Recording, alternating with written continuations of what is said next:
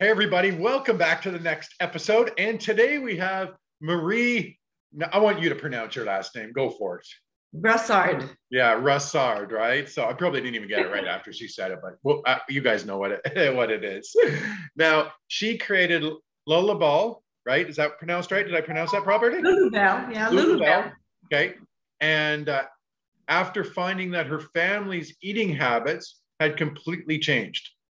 Some became gluten intolerant, others lactose intolerant, some vegan, others will still consume wheat. So she decided to create baking mixes that would please everyone. After several months of developing the recipes, she succeeded in creating the perfect blend of gluten-free flavors and makes delicious products that everyone wants without gluten allergies that everyone loves. Well, welcome. So tell us about how did all this get started? And I know you actually had to start in the pandemic, so we can talk about that because that's not the easiest thing, that's for sure. So talk about how this all became about into a company.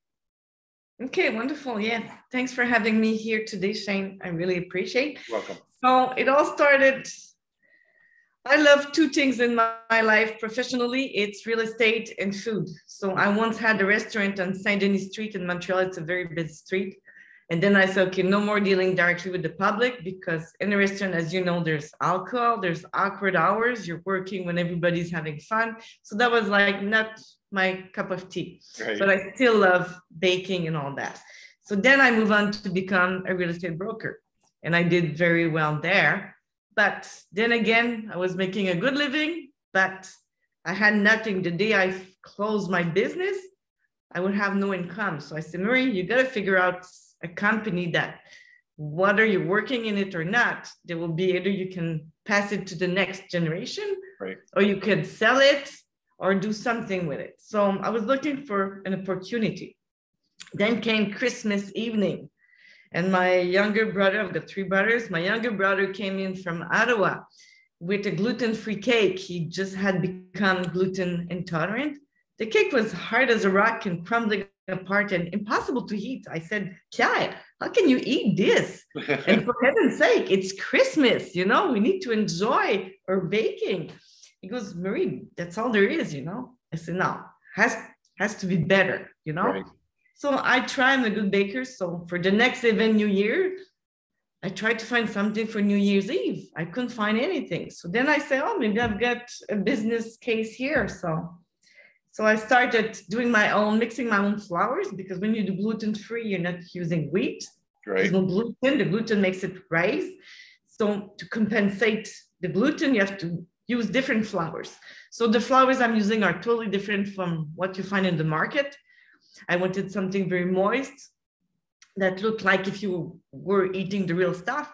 So I came up with something that everybody can enjoy with or without allergies. Like the whole family, you're not obliged to have two cakes. You make one and everybody's pleased with it. You wouldn't even know it's gluten-free. So that's what I came up with. And so my brother is in Turin, but our niece in Nanaimo, so we've got family all the way to Vancouver, you know. So our niece in Nanaimo is also gluten-free intolerant. She's the one who is lactose-free. Sometimes it goes together, those two allergies or intolerance. Right. And she's also vegan. So I said, I'm gonna make something that fits everybody. So all the products are totally vegan. They're GMO-free, of course, non-GMO, I should say. And everything is plant-based and very, very good. So the line has expanded from baking mixes that you see behind me. It has expanded to sprinkles that are, everything is gluten-free for sure, but this is also palm oil-free. So we're not destroying the forest here, you know, and the colors are natural. You can't see them, but they are natural. Okay. Plant-based, nothing artificial there. And then we've got organic food coloring as well. So everything natural. Nice. And everything is made locally. Even the bag, sorry, I'm showing you all this, but you see my red leaf there? Yeah, so even the bag is made in Canada. We've been local from day one. So we like to be. What's that one? What's the red one? The one you're holding right now? That's the pizza mix. It's so good that even the pizza restaurants, they buy it for their gluten-free clients. Yeah. Me too. I gotta try that one. I gotta try that one. Like I've already said, you know, I've tried her stuff, and you know, we met at the Vegan Expo, and it's super good. It's super good. And when I looked at it, I was like, oh, I can even make this stuff. Right? Like a no-brainer. It's easy. That's the whole idea. We keep it very easy. So the company is Bcorp, Women Owned, Aliments du Québec. We're in Quebec, so we're certified a local company, and we're having a good time here. We're across Canada in 900 stores. We just signed Lulubelle, so you'll find us also at Lulubelle. We're already with Whole Food out west. So we're a bit everywhere. So yeah. You've done very well for, you know, you're a new company, and starting in COVID, and you're starting to get into places that takes people sometimes 10 years, 5 years. They're still trying to get into places like that. So two questions. How did you get started? Like, where did the money come from? How was it? Why is Arlene Dixon behind you? Dragon's Den, why is she on that picture behind you? So give us the whole scoop on that. Thank you. So my background is sales. As I told you, I was a real estate broker. So of course it's sales. I specialize in new condo project. This is where I've made my money. And it's unfortunate to say, but I have to say, it is difficult for women, even these days, to find financing. So far, I'm financed my own. Like so bad. Like so bad. Yeah, it's amazing. And we're in 2022. Yeah. So it is bad. Yeah. I have a line of credit, but nobody else would help me. So even these days, even with all my experience and all that. Anyway, it's okay. Look, I've got wide shoulders, so I carry it. But it's a bit, the toughest thing is financing, really. Right. And opening doors. Well, that's what I do. I've been in sales all my life. Right. So when pandemic happened and everybody was telling me later, Marie, like, you know, Metro, Sobeys, everybody, you know, they were saying later, we're too busy, we can't. So one day I just pick up the phone and I say, guys, it's now. Like, your shelves are empty. Your website is empty. Everything is sold out. I've got stock. It's now that I need help. So I was fortunate enough that Metro opened the door, and then Avril, and then IGA, Sobeys. So that was good. But I had to rock the boat. You know, I had to. I mean, you created your own fortunate. That happened, right? You were persistent and kept picking up the phone, and you know, and just make it happen. Exactly. And I was telling them, everybody's talking about local. How can you be more local than me? Aliments du Québec, then Bcorp, which is nice. You know, we take into account the footprint, the carbon footprint. We take also in consideration that all employees from all the suppliers that we buy from are well treated. Some stuff we buy comes from other countries. And as we know, the countries don't have the same standards as we do. Right. So we have to make sure that there's no slavery, there's no kids working there, no one's sleeping on the floor, stuff like that. So this is Bcorp. So that's all we've done. So, and now I was fortunate enough that now people are starting to know Lulubelle. Yeah. So 3 weeks ago, I got a call from TGX. TGX is Winners Home Sense. And they say, Marie, we want your product. So this is the best compliment. Yeah. Wow. And I was trying for years to get there. Wow. Yeah. So congratulations. Thank you. This is real something. When they call you, say, okay, I'm doing something good there. Yeah. When they call you, it's a different story than you calling them. Much easier, because I've been trying for years to enter there and the conditions weren't there, like the response. And fortunately enough, there's a new buyer. Right. And she calls me. So this is the best thing that could ever happen. Amazing. And I think there's a big lesson in for that for all entrepreneurs watching. The lesson is, I always say this to our team too, is most people don't even know who you are. It's even big companies. And so you might not get that business right away, but at least they know what you have. At least they know you're on the radar and stuff like that. So eventually, you know, all of a sudden somebody goes, oh, I remember that person had this, or a new buyer comes in, or a new person comes in. So that's just how it has to happen. You got to keep pushing the pavement to make till it happens. Absolutely. My mantra is from Winston Churchill. He said, never, never, never, never, never, never, never, never, never, never give up. True. So this is it. Never give up. The door is closed now, but not forever. And 100%. for me, a no is just the beginning of a conversation. Yeah. So to help the company, I have to do everything. It's like, it has her own personality. So I do everything to give Lulubelle what she needs to grow. So This is why I was in Dragon's Den. So this is Quebec's Dragon Den. Yeah. I got a dragon there. So I went there for publicity. And this really gives credibility. So I suggest to every entrepreneur to do whatever they can to get their company known. Don't be shy, knock on doors, go on TV, go on pods like we're doing now. It's fantastic. It brings energy. It brings confidence to the, I would say, to the business person. And it builds up the popularity of the brand. So that's 100%. Yeah. 100%. I'm glad you said that, because that's just a smart way to do business. And the fact is I think too many entrepreneurs sit back and don't understand that they're always looking for that one big thing, but it's never that one big thing. It's a series of a podcast like this, a clip on Dragon's Den, another thing here, another thing here, another thing here. And the accumulation of things then builds the brand at the end. That's exactly it. Yeah. So that's even how TGX winners find me. She saw me somewhere else. So because she saw me, probably one of her competitor, she goes, I want that brand because my competitor has it. Right. And she told me, Marie, take this deal. It was a good deal. Winners is winners. We all know how it goes, So she said, Marie, because somebody will do like me. They will come into our stores, they will see it, and they will call you because they will want your line as well, because we have it. Yeah. So that's good. You have to make deals. Good deals. You have to be careful. Sometimes the best deal is the deal you don't make. 100%. It's interesting what you just said, because there's a lot of teachings in that. And I think it's the hardest skill for business owners to figure out, meaning it's a hidden thing. What the girl said to you was leverage. And leverage is how you scale a business. And it's by far the hardest thing to teach or talk to in business, because just what she said, you're in winners, that's leverage. Now, all of a sudden, this person wants you. This person wants you. And you can say in negotiations now to other people, oh, by the way, I'm in winners. Yes, absolutely. That's fantastic. It is. Yeah. Yes.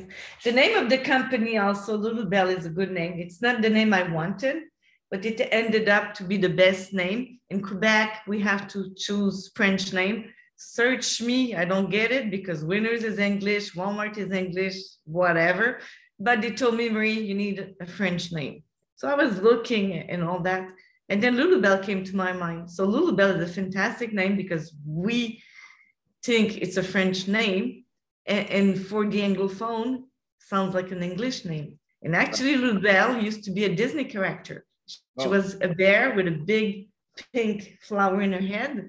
And she was there from 42 to 92, 47 to 92, something like this. So I got lucky enough to grab that name. And I even have the trademark in United States. I just nailed it. I thought it was so good. So that's the story behind Lulubelle. Oh, that's cool. So when I move to Uncle Sam's place, they will think it's an American company. Totally. Good move. Good move. So what's been your biggest challenge with starting the company and everything?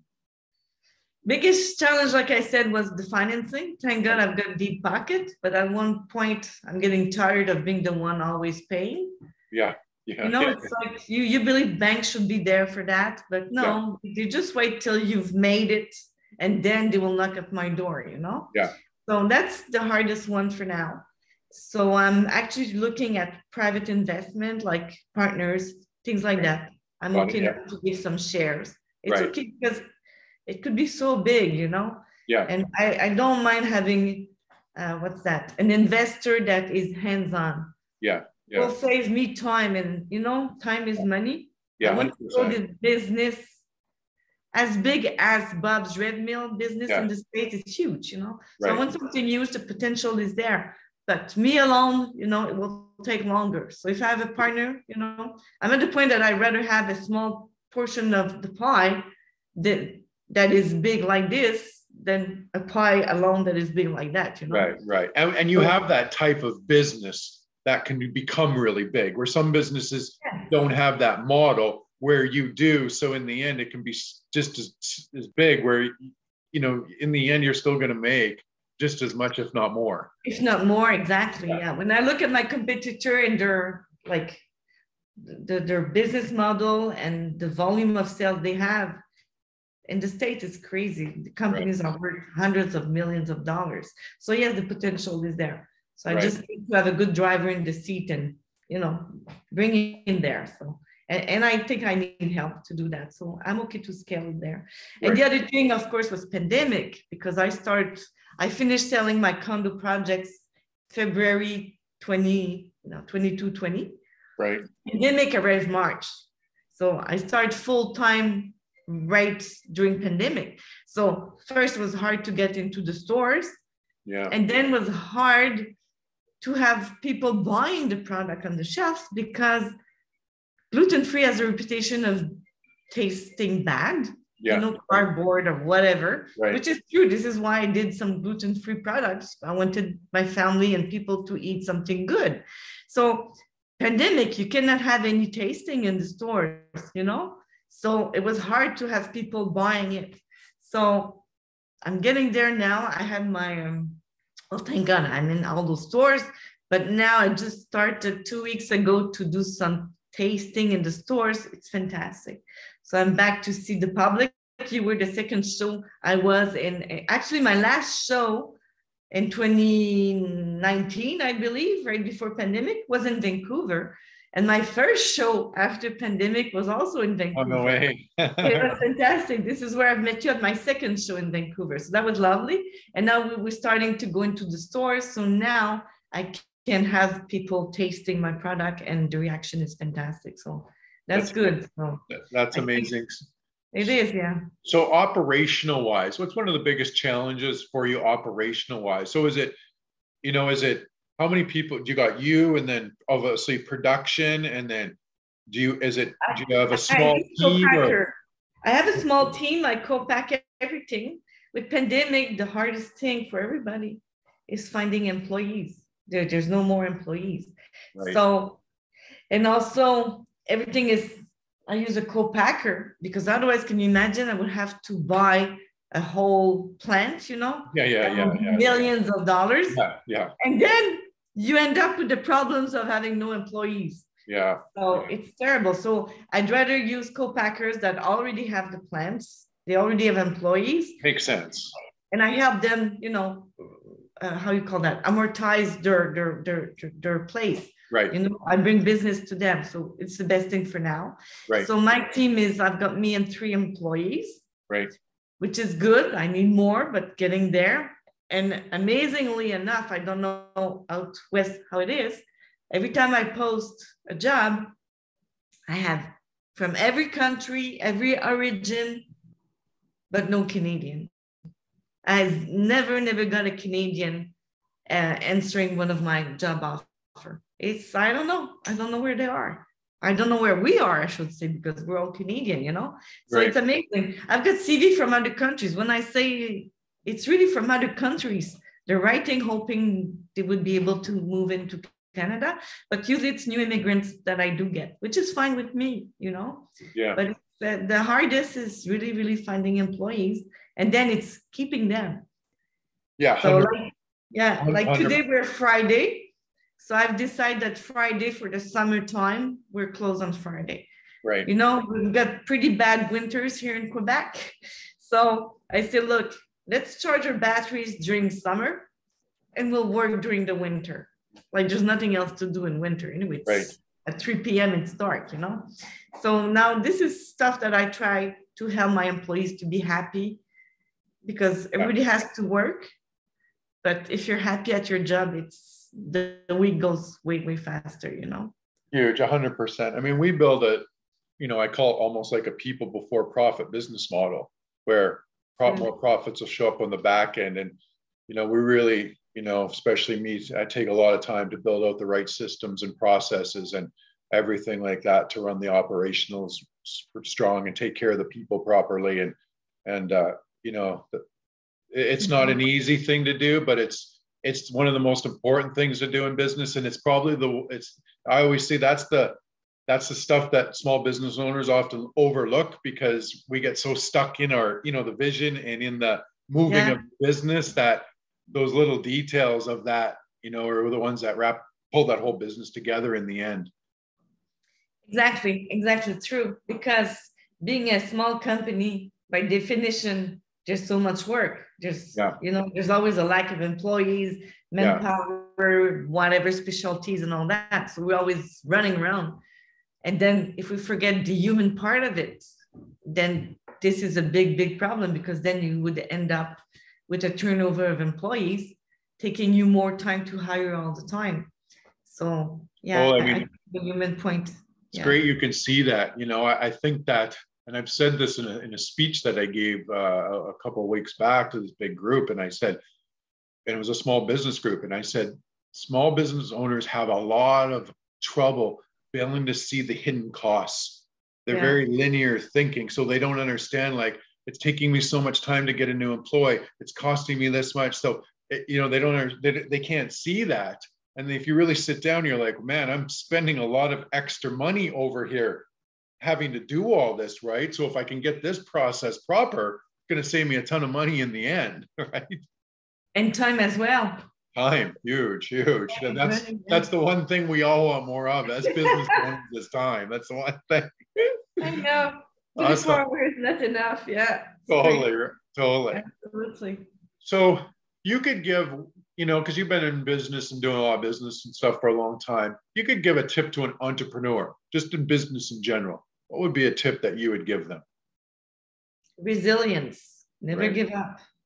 I mean, if it were easy, everybody would be in business. It's not easy, So sometimes, bad things happen. You have to be strong and resilient and never go, your head under the sand. You have to stand up.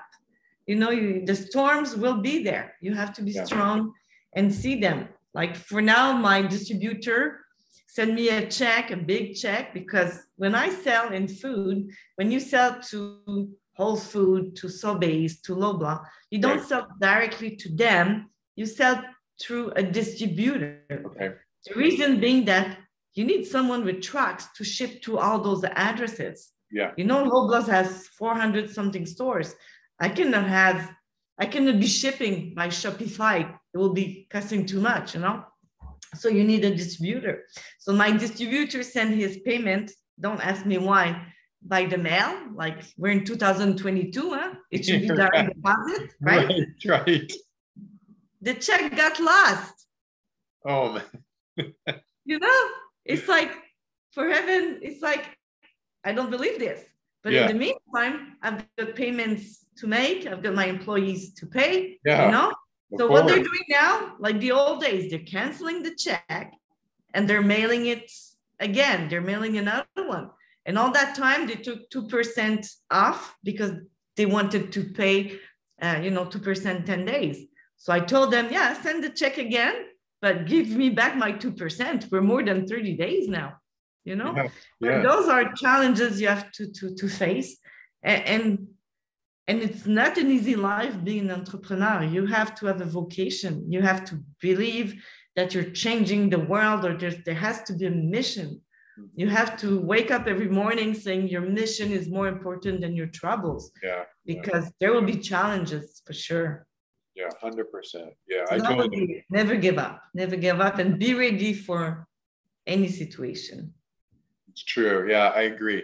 You've got to really have it in your blood, and you got to really love it.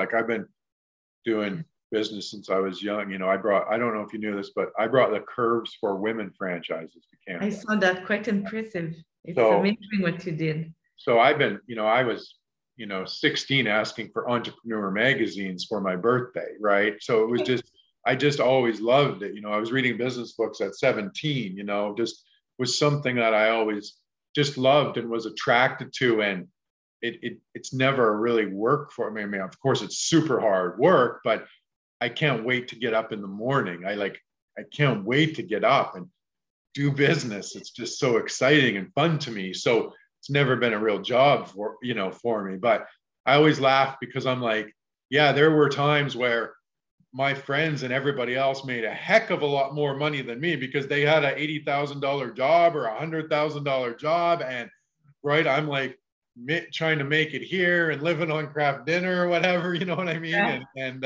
so, you know, so. But now you sold your company and all that, which is great. Yeah, I mean, I wouldn't, you know, I love it so much that I would like way rather live on 3,000 a month than go take a job of making 10,000 a month, but work for myself. 100%. 100%. By I far. agree with you. We need to be happy, you know? Yeah. I know people, by Sunday night, they go in depression because they know that Monday they're going back to work. That's the worst. You know, you have to be happy. You have to look forward to the next day. You have to say, okay, we've spent more time working than anything else. True. If we're not happy working, where are we going to be happy? You know? So true. I agree with you. It's better to whatever, but do what makes you happy, even if it's less money or more time. Yeah. 100%. So what's your best selling product right now? It's the waffle mix. The waffle mix, yeah, it's amazing. It's crispy outside, moist inside. And of course, the pancake in North America, we eat so much pancake. And those two are so easy to make. You only need a whisk. That's it. I know. I did that. I did the waffle one with the whisk. Oh my goodness. So how was the waffle? Was it moist inside, crispy? Yeah, it was super good. Like really good. Yeah. Yeah, you can tell actually that it is that it is gluten-free. One of our big buyer is, what's that? The Pacific Hotel in Victoria. Okay, yeah. Yeah, they asked the distributor to never be short of the waffle mix. Yeah, so that's good. Yeah, they buy 10 kilos a week. So I'm gonna give them a call. Yeah, I'm gonna give them a call soon. I guess they have all those, maybe those boats coming in, the tourists, I don't know. Yeah, but yeah, it's fantastic. So it's a good publicity for us. Huge, yeah. I mean, that should be able to leverage you into some of the other hotels, you would think. Yes, exactly. That's what I want to do. Yeah. HRI for us, like food service, should be very good. We're starting and we can sell all the way to 20 kilos bag, you know. I think it's a good thing. Yeah. Because gluten-free is something that any generation, any gender can have. I mean, gluten intolerance. So even older people, residences, some are gluten-free. So yeah, you need something good. So when you decided to come up with the idea and you said, okay, this is it, you know, after your brother and all that type of stuff happened at Christmas, then did you like do all the, like everything from figuring out all the recipes? Did you create all the packaging, the look of the packaging yourself and everything? Did you do it all yourself? Everything. Yeah, absolutely. I started the company in reality in 2017. When I was a broker selling my new project. So I said the best time to start a startup company is when you don't need the money. So I said, Marie, you're working full time, you don't need the money. You already have an income. Yeah. And I had time. I just had gotten divorced. You know, very often divorced people, what they do, they just jump into the work, which I did. So I said, look, Marie, you know, like you're free, no kids, no husband, that's it. So I finished working selling my condos at night, would arrive at 8 p.m. at home. Yeah. And then work all the way on my recipe till 1 a.m. Then wake up at 5 a.m., work on my recipes, work on my design and all that, then go sell my condos. For 4 years, I did that. Wow. So by the time I finished selling my condos, the company was ready to go. So yeah, it's crazy like that. Absolutely. So that's how I did it. Yeah, the design is myself, everything. Yeah, I went something, and I really want to build a company that has a heart. For me, it's important. Like down the line, when the company will be worth money, I would like to have my employees also involved, like, I mean, having shares. I think that would be a good thing. So I want a company that is human, that is nice and all that.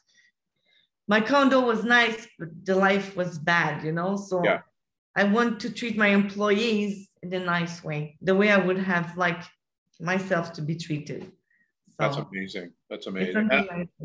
That's awesome. You know, and like we call it like for us, we call it humanizing your brand. And, you know, I believe that is actually the future of all business, to build business like that, like what you're talking about, especially in this day and age, especially as the next generations are coming into companies. A lot of them would want to work for less money to help a company, but be treated super good and, you know, and not make as much. Where if you went back and ever said that 20 years ago, I mean, not a chance, right? It was all about the paycheck, the money. Like it wasn't even talked about, you know, like it was not even a discussion. So true. It was making a living and living your life doing it, like the hours and all that. It was the mentality back then was to work. That was the value. To send emails at 2 a.m. that was a value. You know, now we're saying don't do that anymore. You know, even as the owner, sometimes we wake up early, we go whatever. Don't send emails at those hours, because you're sending a message to your employees or to your team that they need to work. Like if you're sending an email at 11 p.m., if they're up, they will think they have to answer. No, they do not have to answer. So less pressure now. So let's keep our emails for ourselves and send them later on, you know? Yeah, that's great. And everybody wants a living. You're right. The new generation, like the money is one thing, but no, they want to have fun now, not when they're 70 years old and, you know, the life is passed by, which is good.